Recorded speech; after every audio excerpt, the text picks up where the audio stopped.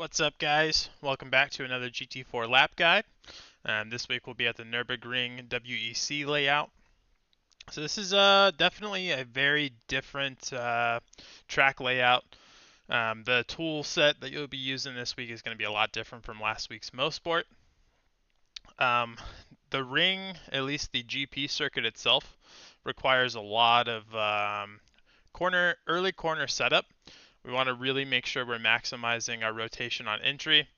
There's quite a few corners where you want to be getting on throttle before we even reach the apex. So preparation for your officials this week and overall for your lap are going to be very, very useful, very important here. The other thing to comment on, a lot of these corners are pretty deceptive.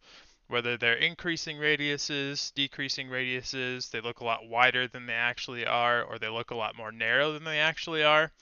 It's going to take some time and some patience figuring out how far the car can track out, where it's going to move, how much distance you have, so on and so on. So with that being said, we're going to get right into it. Coming down our start-finish straight, coming up to turn 1. The brake marker can be a little bit tricky. If we're using the 100 board as our braking reference, that's probably going to be a little too late. You're going to go a little deep into the corner. If you're actively racing somebody into turn 1, this is actually okay. You can go pretty deep, try to go around the outside, and set up your car for a good pass or a good battle coming into turn 2. Now, as far as hot lapping goes, staying in front of somebody, qualifying, I've been using this access road here to the left-hand side for my brake reference. Not any particular spot. We can see the brake lights just come on right as the car is parallel with the access road. Now we're going to get the car slowed down before we start downshifting. We want to use some pretty rapid downshifts in order to help with rotation. Now the trick here, the apex itself is a little bit tricky because it dips down so aggressively. So we want to make sure that the car is turned in early once again. Now our check or our reference here is if we're getting on throttle before we're hitting the apex for turn 1, that means you did a good job at setting it up properly. There's plenty of room on exit for the car to track out, so we don't really have to worry about tracking out too far if we get on throttle too early because it's such a slow corner. Now coming up to turn 2, we want to make sure we're opening this corner up. Now you can see I'm using just a little bit of trail braking pressure. This is really to just help keep the weight on the front of the car, help get those front tires gripped up. There's no camber here, there's no elevation here, and this is a really long and awkward left-hand sweeper, excuse me. So we want to make sure that those front tires are being maximized. Now as far as a marker for throttle application, that's going to be pretty tricky to recognize. There's no references, we don't have any signs on track out as far as where the car is pointed towards the exit or anything like that. Now a lot of this is going to be cadence. So something that we can use is a little bit of this dirt or mud on our left hand side. So if we back it up just a little bit here, so we can see the surface change between this like brick layout before it transitions into this dirt. I'm getting on the throttle about a car length after I pass that transition zone. Now this is one of those corners where it's pretty deceptive. It feels like you can't get on throttle that soon or that you don't want to track out this far.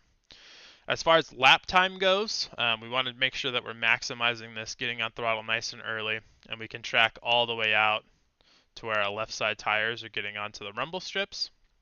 If we're going any farther, you will get an off track, so be cautious of that. Now something to note, again, that is going to be for outright lap time or your raw pace. Especially on lap 1 or even some of the other laps where you're battling somebody, it might be better to hesitate on throttle and keep it a little tighter on exit. If we can get our left side tires into this darker patch on the surface, that's going to prevent anybody from trying to dive up your inside coming into turn 3. This will be an area where people want to make a pass. The move is just not on.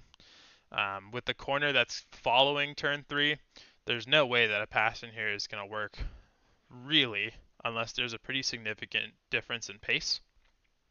So keep that in mind. If you have somebody close by on your bumper, keep it a little bit tighter in here. Really try to compromise their line and keep them on the outside. Make them wait to get into this next corner. So we're going to track all the way out to the right-hand side here. Now, once we have this surface change again between our green paint and this brick layout here, that's when we can start to make our turn in. We want to make sure that we're really opening this next corner up. You have to get a super late apex coming into this next corner to help set up turn 4. Now, if we come in too early, we're going to have to overslow the car drastically to make these next 2 corners. So keep it wide open on entry. We're going to downshift right between the middle of our turn in and the apex itself. Now we can start to build throttle here. As we can see, we're starting to get up to 100%. And what's important here is to keep it tight on exit. This is going to help open up our next corner here. So if you find yourself tracking out, and you're already coming off of the apex curb here, so let's say the car is another car length to the right, or car width to the right, excuse me. That's going to heavily negatively affect your entry for turn 4. So keep it tight, be really patient through here, and make sure we're maximizing this next corner. So it'll be a compromise in order to benefit here. Now we want to take some curbing here. This again is going to help us give time to get rotation out of the car. The other thing to note is we can mount this curb here. If your left side tires are getting onto the curbing itself, that will collect an off track. So we want to avoid that.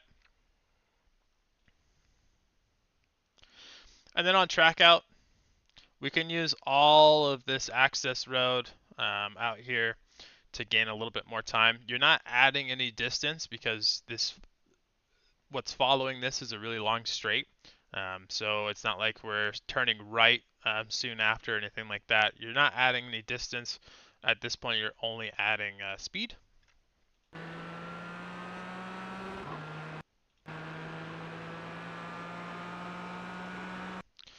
Now coming into our next corner, this is another really deceiving one. I was having kind of a hard time judging how much speed I wanted to carry into the corner. Now it's pretty fast, it's downhill, but there is a lot of camber here. Now as far as my brake reference goes, it's going to be somewhere in between these cones and the very end of our access road here on the right hand side. It'll be 4th gear on entry, and then we're going to use a 3rd gear downshift, so we can play that back.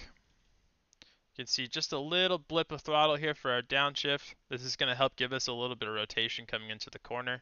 And again, we've got a lot of camber here at the apex that we can use to carry a lot of momentum. Now this is going to be another compromise your exit to benefit the next corner. We don't want to track out any further than the middle of the track here. If you're going any farther out, once again, that's going to compromise your entry into the next corner. And there is a long straight following it. So we'll get back all the way over to the left, get into the corner early. Now there's not as much camber on this next corner, but there is still some to use. Now there's 2 different kind of approaches as far as shifting goes. I do think holding 3rd gear through this corner is going to be faster, but it definitely requires a very precise brake input to make that work. If you're struggling making 3rd gear work, you can use that 2nd gear downshift in between your turn in and the apex itself to help aid in that rotation. And then on track out, as long as you're getting all the way up to the curb and not into the gravel, that's a good verification that you've set that corner up properly.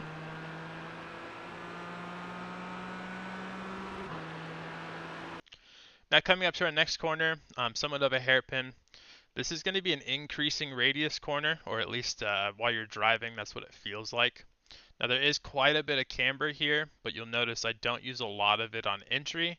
I tend to keep a pretty middle of the track line and then bring the car further and further in excuse me. I bring the car further and further towards the apex, the longer we're in this corner. So that means you can carry quite a bit more speed than you might think on entry. And what's important is we get this late apex into the corner. You can get on throttle too early and wind up tracking all the way out into the gravel. Now I didn't use as much track out as I probably could here, so that does mean I can get on throttle just even a little bit sooner than I did. Now the other line that we can take in here, which is a good defensive line as well, is instead of keeping the corner open on entry, you can dive straight from the braking zone right into the apex and kind of give it a double apex, similar to the Rivage at Spa. So right about here, I would cut in, tap this first apex of the curbing, and then the car would float out to about mid-track. This is going to basically prevent any way for somebody to pass you. Because all of the all the camber is at the apex itself. If you take that line into the corner, there's no way for them to go around the outside. There's just no grip out there. If you hit this first apex and then track out ever so slightly, there's not really going to be a way for them to sneak in on your inside. So it's a very good defensive line coming into this corner, especially coming from a heavy braking zone. And then of course we'd apex here at the second point, and you'd throttle out. Your exit would be the same between the two different lines.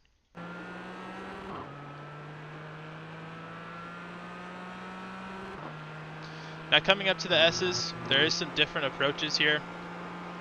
What matters most is that you're flat out through this entire section. If you're having to lift at all, that means you're not setting up the initial corner correctly and you're compromising yourself slightly. Now to go over the two different approaches, the one that I found to be most comfortable for me is to mount the right side tires on top of this curbing before turning. Now you do have to be pretty gentle with your turn-in. If you're snapping the steering to the left-hand side as you come off of that curb, it's going to heavily upset the car. Now the other line that we can take here is actually going to be to put your right side tires up against the candy cane curbs. Now the two differences between these approaches is how much curbing we're going to use at the apex of our left turn here. Now if you're mounting your right side tires on top of the curbing, I didn't find it necessary to get on top of this next curb. I would just brush my left side tires up against the candy canes themselves. Now, if you're using your right side tires up against the candy cane curbs here on entry, then I did find I needed to put my left side tires on top of this curb in order to not go wide on exit. So here I'm mounting the top of our entry curb. I'm just brushing up against our left-hand side. And on exit, I'm not getting too far off to the right. Now to play it back,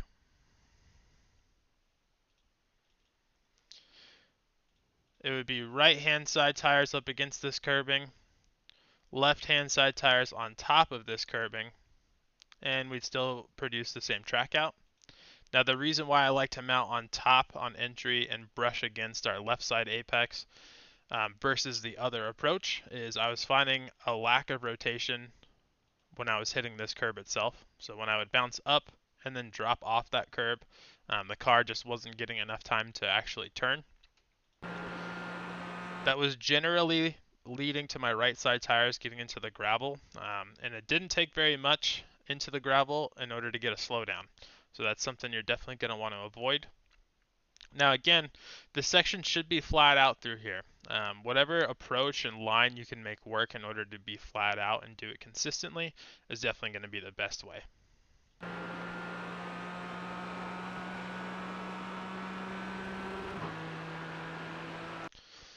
Now coming up to our next corner, this is another deceiving one. It really feels like you can brake very late into the corner, still set up a good exit. More often than not, you'll find yourself going off track to the right-hand side, not only hurting your exit, but compromising the next corner as well. So I start braking right between this surface change between, again, this brick layout and this asphalt patch on the right-hand side. I'm going to build my brake pressure as we get farther into the corner. We want to make sure that we're using our downshift timing to aid in that rotation once again. We're going to mount quite a bit of this curb here. You really want to take advantage of this section. This is also going to be one of the few times that getting onto the curb is going to help slightly with rotation. Because our exit's uphill, we can use quite a bit of this curb. And with that being said, we want to make sure that we're also getting on throttle before we hit our apex. So we can see I'm not quite at the very apex portion of this corner, and I'm already full throttle. I'm actually building throttle back up before I even get to the curb itself. We can track all the way out to the right hand side, but it's very important to get back over to the left and open up this next one. I'm using light brake pressure here. I think even this was probably a little too much, and I could have just gotten away with a more gentle lift off the throttle and a little bit earlier. Now we want to make sure that we're being pretty patient through this corner. Ensure that we're getting the rotation, touch this apex curb, and then we should be able to build back up to 100% throttle. Now, if you find that you're getting off into the gravel on the left-hand side, that does mean you under-rotated the car, so we either need to lift more, lift earlier, lift more aggressively, use more brake pressure. Any of those things can help us gain a little bit more rotation on entry. The other thing to note, if you're coming through the corner and you're seeing that the car is more than likely going to track out into the gravel here, you might be better off lifting back down to 80%, 70%, and then ensuring that you're staying on track here. If you're getting into the gravel, you scrub a lot of speed out of the car. So if anybody's behind you, you scrub that speed, they're going to have a ton of closing speed as we come into our next braking zone for the chicane. So you might want to compromise your exit just a little bit more if you're going to track out. Ideally, this is one of the most important corners if you're racing somebody to hold somebody off or to get a good attack.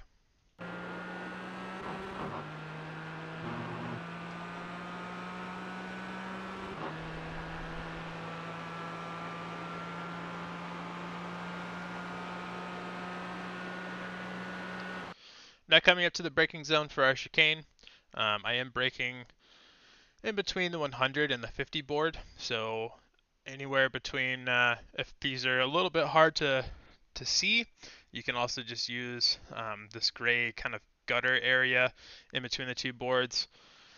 I know the boards are more than likely going to be easier to see than this, but whatever you can use as a good reference. So I am braking in between the two of them. We're going to keep the car straight for as long as possible, and we're going to try to delay our downshifts. So backing up ever so slightly, we can see just that little blip of throttle for our downshift here, and that is right past the 50 board. Now the more important one is that third gear downshift. We want to make sure that we're getting it right at turn in. So there is a little bit of road crown here in the middle of the road. That's going to delay rotation a little bit, so we're going to use that third gear downshift as we come across the road crown. See if we can see it a little bit better. So there's a little bit of a dip here. So we'll use that third gear downshift to help with rotation.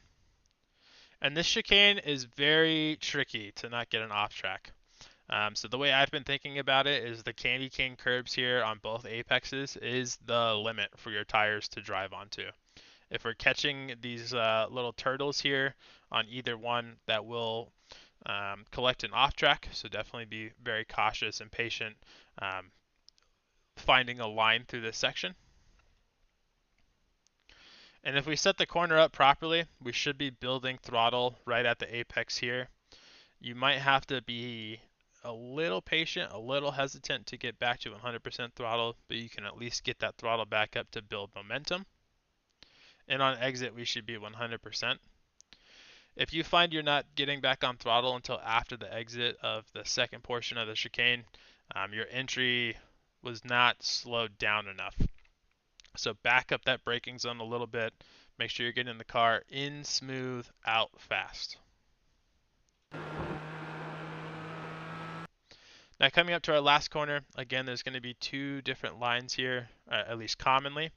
I like to get the car in early, use that trail braking pressure to keep that weight on the front tires, and then use those downshifts to help with rotation through the corner. Now the other line is going to be to keep it wide on entry and get a later apex and an earlier throttle application. Both can work. This again is just going to come down to the Porsche liking to carry speed through the corners themselves. This car is a little gutless as far as power goes. So to me, this is a more ideal line. But play around, see what is, again, more consistent for you. And of course on track out, we're going to get all the way to the curb. Our right side tires can get under the curbing here. The off-track limit will be your left side tires touching the gravel. Now, if you're getting on throttle pretty early, this is a really easy one to collect, so be cautious of that. And of course, we'll come across the line. As always, if you guys have any questions, have any comments as far as line work or corner setup or anything like that, feel free to leave a comment or you can DM me in the Discord. Best of luck in officials this week, guys. The Porsche should be pretty strong here. It might not be the strongest, but it should still produce some great racing. Otherwise, we'll see you guys next week.